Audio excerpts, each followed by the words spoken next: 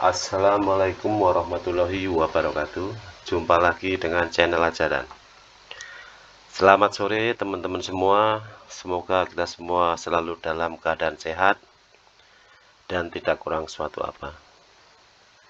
Oke, di sini saya akan mencoba sharing apa saja tugas KPPS pemilu itu. KPPS itu apa sih? KPPS itu adalah kelompok penyelenggara pemungutan suara. Jadi KPPS itu tugasnya di TPS, mempersiapkan pemungutan suara, melaksanakan pemungutan suara, dan melaporkan hasil pemungutan suara.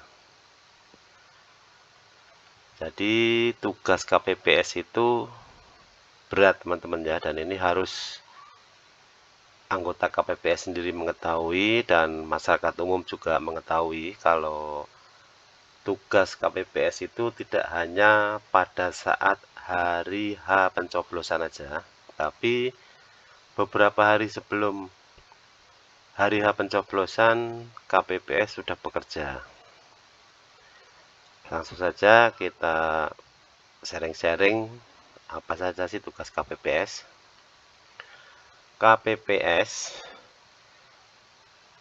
harus mengumumkan hari, tanggal, dan waktu pemungutan suara serta nama TPS kepada pemilih di wilayah kerjanya paling lambat 5 hari sebelum hari dan tanggal pemungutan suara.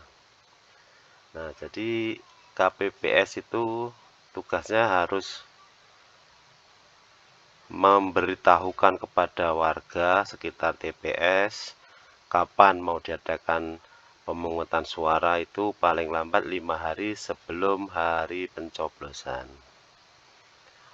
Pengumuman dapat dilakukan dengan cara menggunakan pengeras suara di tempat ibadah, menempel papan pengumuman, atau bentuk lain dalam yang biasanya digunakan di desa-desa atau kelurahan setempat.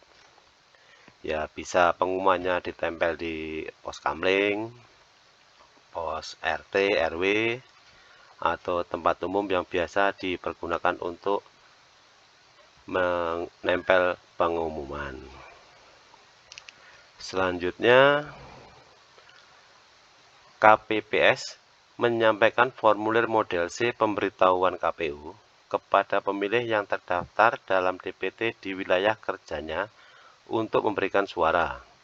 Selanjutnya, KPPS mendokumentasikan penyampaian C pemberitahuan KPU tersebut berupa foto atau video yang disimpan dalam arsip dan disampaikan kepada PPS bersamaan dengan rekapitulasi pengembalian formulir model C KPU.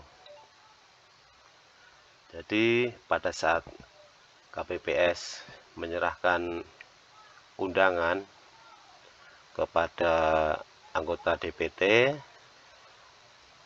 KPPS harus memfoto atau memvideo untuk laporan ke PPS pada saat nanti pengembalian formulir model C pemberitahuan KPU. PPS itu apa? PPS itu adalah panitia pemungutan suara yang berada di kelurahan. Jadi kalau KPPS itu di TPS, kalau PPS itu di kelurahan, panitia pemungutan suara. Kalau misalnya pemilih dan keluarga pemilih tidak berada di tempat, KPPS menyampaikan foto atau dokumen elektronik formulir model C pemberitahuan KPU kepada pemilih melalui aplikasi pesan atau surat elektronik atau media internet lainnya yang bersifat privat yang diketahui oleh KPPS dan selanjutnya mengambil tangkapan layar dari hasil pengiriman pesan tersebut.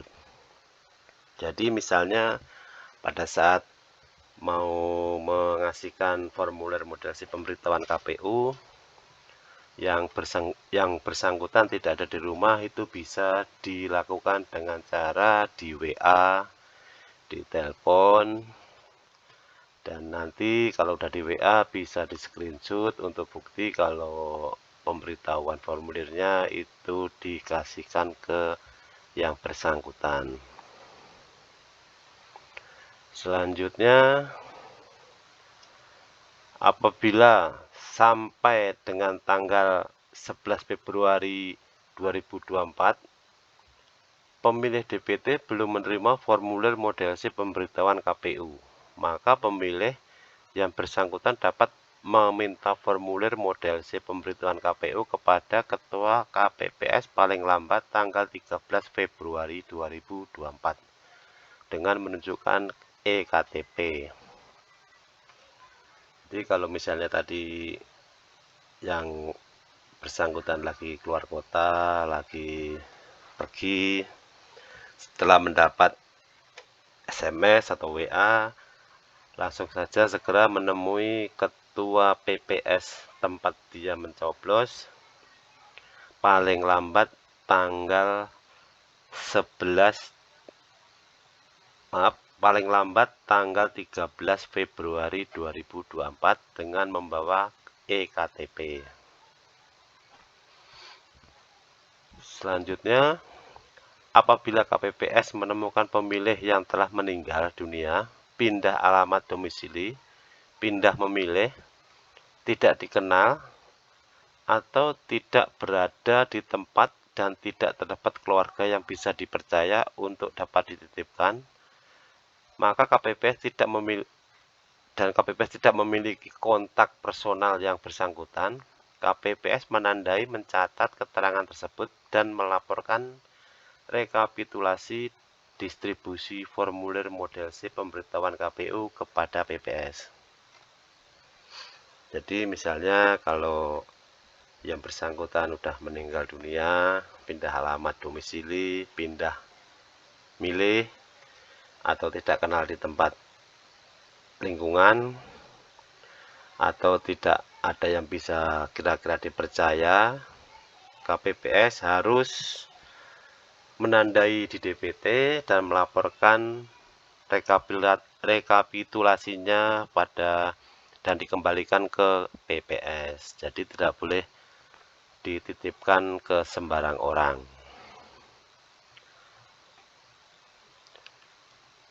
Selanjutnya, apabila terdapat formulir model C pemberitahuan KPU yang tidak dapat diserahkan kepada pemilih, Ketua KPPS mengembalikan formulir model C pemberitahuan KPU kepada PPS dengan menggunakan formulir model BA pengembalian C pemberitahuan KPU. Jadi untuk formulir model C pemberitahuan KPU yang enggak tersampaikan ke yang bersangkutan, anggota KPPS Ketua KPPS harus mengembalikan formulir model C pemberitahuan tersebut ke PPS dengan menggunakan formulir model berita acara pengembalian C pemberitahuan KPU. Lalu selanjutnya KPPS harus mempersiapkan TPS pada tanggal 13 Februari 2024. Dan ini adalah denah tempat pemungutan suara TPS atau TPS. Di sini jelas ketahuan, kelihatan ya. Nah, ini dari sini alurnya, ini yang lokasi TPS itu yang kotak merah ini.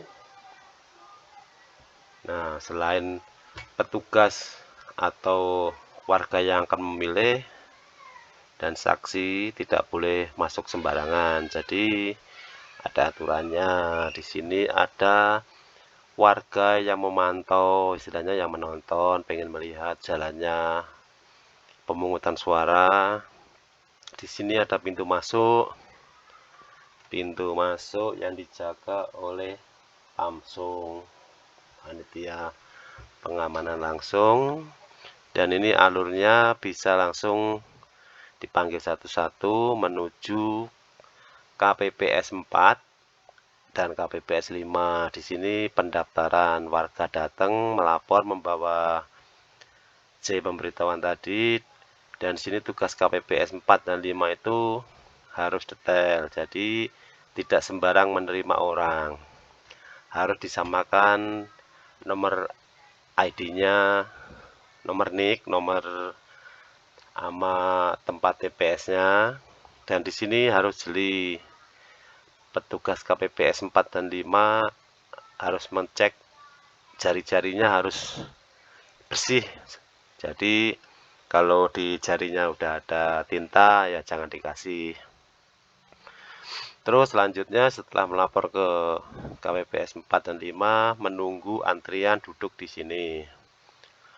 Setelah dipanggil oleh KPPS 2, KPPS 1 dan KPPS 3, di sini tuh KPPS 1 ketua KPPS, KPPS 2 dan 3 ini adalah Sirekap.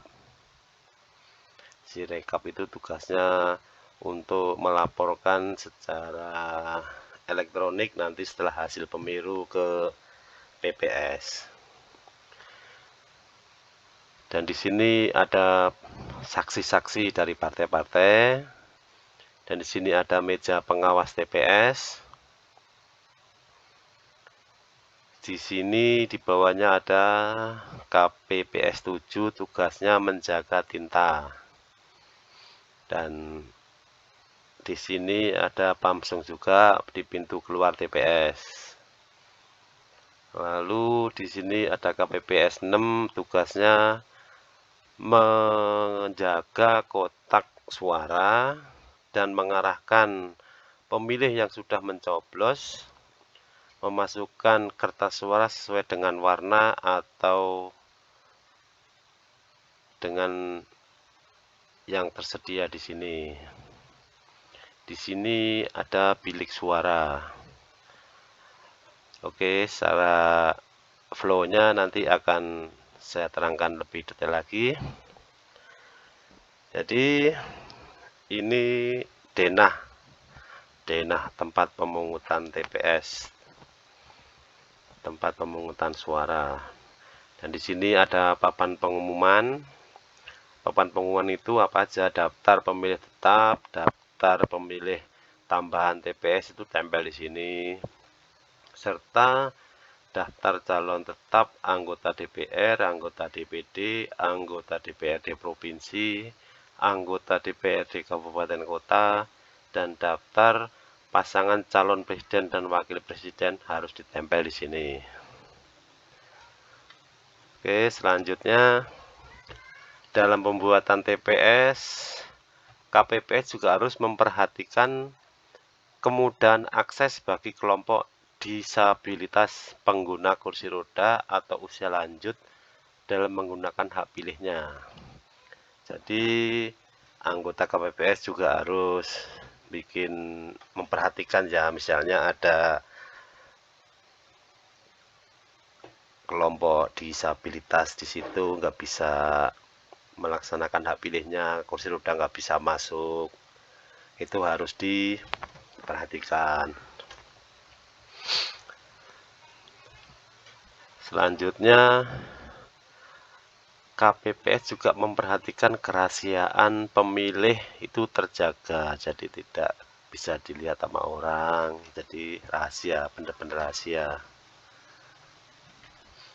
Selanjutnya, luas TPS harus memadai untuk melaksanakan rapat pemungutan dan penghitungan suara di TPS.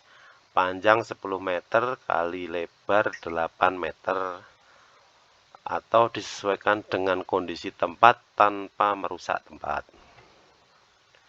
Dan juga harus memperhatikan sambungan listrik, misalnya gelap, nanti mendung. Sekarang kan lagi cuaca hujan, sering hujan, mendung, gelap, itu harus disiapkan juga listrik penerangan yang cukup. Dan tidak boleh mendirikan TPS di dalam ruangan tempat ibadah, itu mengganggu, nggak boleh. Juga di TPS terbuka, tapi harus pasti aman dari panas matahari dan hujan, jadi harus siapkan tenda yang memadai. Selanjutnya, penyiapan perlengkapan pemungutan dan penghitungan suara serta dukungan perlengkapan lain. Nah, dari sini KPPS akan menerima perlengkapan pemungutan dan penghitungan suara serta dukungan perlengkapan lainnya dari BPS paling lambat tanggal 13 Februari 2024. Jadi perlengkapan pelaksanaan pemilu akan dikasih ke TPS paling lambat 13 Februari. Apa saja yang terdapat di dalam dan di luar kotak suara? Jadi nanti akan mendapatkan paket yang isinya antara lain perlengkapan pemungutan dan penghitungan suara dan dukungan peralatan lainnya di luar kotak suara. Ini yang di luar kotak itu nanti KPPS akan mendapat bilik suara, tanda pengenal, lem perekat, ballpoint, spidol, stiker nomor kotak suara, label kotak suara, daftar pasangan calon dan daftar calon tetap, salinan DPT yang ditempel di pengumuman, salinan DPT tambahan yang ditempel pada papan pengumuman, salinan DPT yang dibagikan kepada saksi, salinan DPT tambahan yang dibagikan kepada saksi, flyer informasi penggunaan hak pilih di TPS. Itu tadi yang terdapat di luar kotak. Selanjutnya akan juga mendapat